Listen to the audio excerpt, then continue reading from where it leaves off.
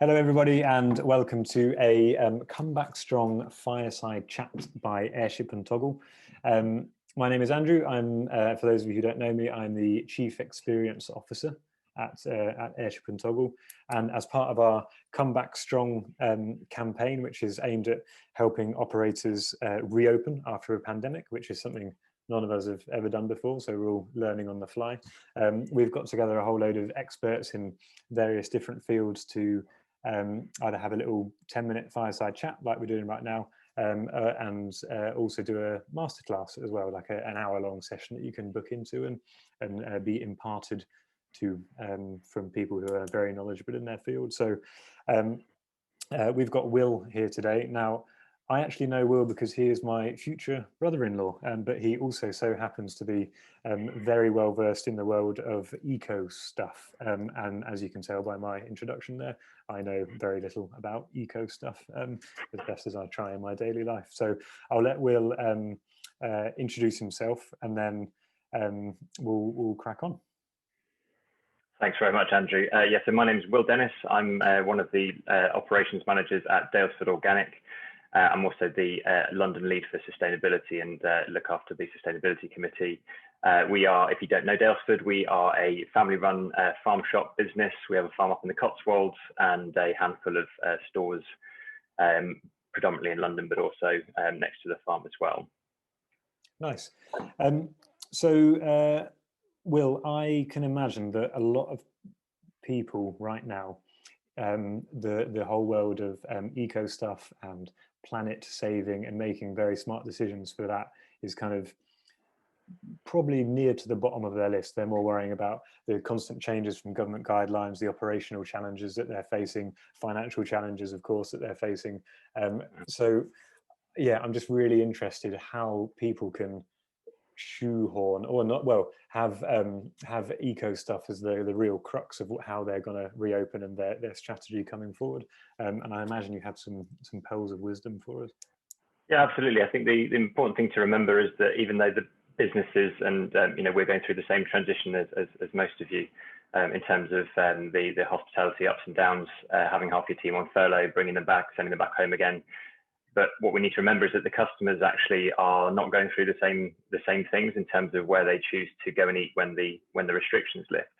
They will still be voting with their feet and choosing, the destinations that makes the most sense to them, and a lot more people are switched on to the eco scene as you refer to it. So they will still be making decisions based on what you do from a planet saving point of view. So what I want to talk about today is three key things, really, and that's just the journey of things coming into and going out of your premises. So the big three things for me, and these sort of mirror our sustainability pillars at Daylesford, is in terms of sourcing and production, so where your food comes from, your consumables, packaging, use of resources, and also then what happens to everything at the end of its life, or when it's reached the end of its time in your premises, and what happens next. So if you're happy, I'll just jump straight in terms of sourcing. So we're talking about appealing to a wider range of customers, but there's an even better way of appealing to your local community. So the first thing I'd like to say on this is that we should all view this as a real opportunity. So coming out of a pandemic is really, really tricky for a number of reasons, financial being the main one. But it's also a massive opportunity to relaunch in an image that maybe you might have wanted to do but struggled to do while you were trading. So coming in and looking at things like where your food is coming from, so sourcing locally especially, you're coming out of a pandemic, but then so are all of the local suppliers around you. Think about setting up new partnerships with local farmers if you're a fruit and veg based business or a buyer. Looking at where the things that come from further afield are coming from. So if you're sourcing fish, for example, making sure that they're all on the approved list, they're not on the fish to avoid list from the Marine Stewardship Council. All these tiny little bits can add up to you being able to present a menu to your customer that you can say is a very sustainable option. And it's something that very much appeals to that customer who's looking for somebody who is supporting the local economy, but also putting a lot of thought into where the menu as a whole comes from. So I guess what you're saying really is that right now it's actually a great opportunity because there's a pause in the normal, and whilst people are still doing click and collect and delivery. Actually, now is a great time because all your other suppliers are in a similar situation to kind of reset, reevaluate, and make new relationships.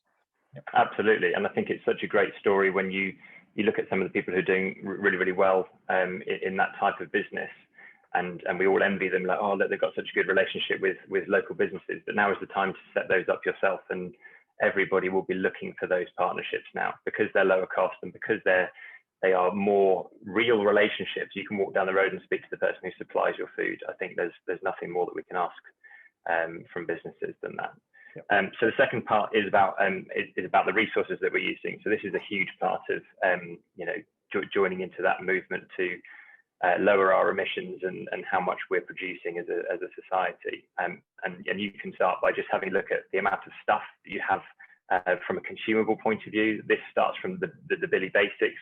Hopefully nobody watching this is still using plastic straws in their business. And for those of you that have had to gravitate to things like paper straws, start going outside the box. And we use a wonderful product called wheat straws, which are entirely compostable and biodegradable, all the way through to the stuff that you have learned during the pandemic. So switching to digital menus because you didn't want to have touch points. These are things to keep going so that you don't have to continually print paper, laminate in many cases, and then through to what your food is being taken out of your business with if you're a takeaway business. So have a look at your packaging. So anything that can't be easily recyclable is something you should try and avoid at all costs. At the minimum, make sure that it's compostable and ideally home compostable. There's a big difference between something that's just biodegradable or classed as compostable to stuff that can actually be composted at home. Okay. So try and make the journey as simple as possible for your customer to do the right thing. And then finally, from my point of view, as the third biggest point, and arguably the biggest point of all of them, is to do with food waste. And this is something that I will happily talk to anybody about until they are bored to death. As you have done with me on several occasions. So, I mean, sure, it's probably not much point in me in quoting figures that everyone knows, but around a third of all the food that we produce on the planet it goes to waste, and that's either at the point of production, so on the farm, on the trees, but all the way through to how it's stored, or in our society through people not eating it on time, so throwing it away in the household is probably one of the biggest points. So from a business point of view, we have a real responsibility to try and limit that.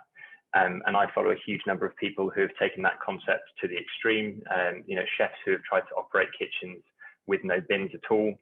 And for the rest of us, the main thing is to consider when you're buying every single piece of food in, considering exactly what will happen to that piece of food, both going into your menu item, fantastic, but then what happens if it's not sold?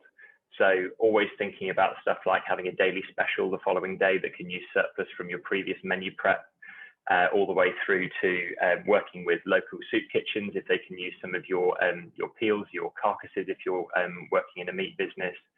And then think about what you can do for local customers. So as a split hospitality and retail business, we're quite lucky to have two different sources of food, both prepackaged and things coming out of the kitchen. And we work with partners like Too Good To Go and advertise some of our surplus food on their app so that customers can come in and buy things at a much reduced rate and save us putting it in the bin. We also then have huge charity partnerships, which are all over the country, not just in London. We work with a wonderful charity called the Felix Project, who take not just prepackaged food, but also any of our fruit and veg that's sort of gone past its cosmetic best for our customers, to then turn that into meals for other people. So with food waste, you've just got to consider the whole life cycle from when you're placing your order all the way through to when it leaves your business. And I think as an absolute minimum, if it's going into a bin bag, which is a huge red flag for me, then make sure that you've got a waste contract that is taking that food waste to anaerobic digestion. And at the very least, it can then be turned into energy or biofuel. Amazing. Okay. Thanks, Will. That's a really good flavour of your knowledge, and Will will be running a masterclass with us in April, I believe. Dates and details to be confirmed. So do keep an eye on that. I think.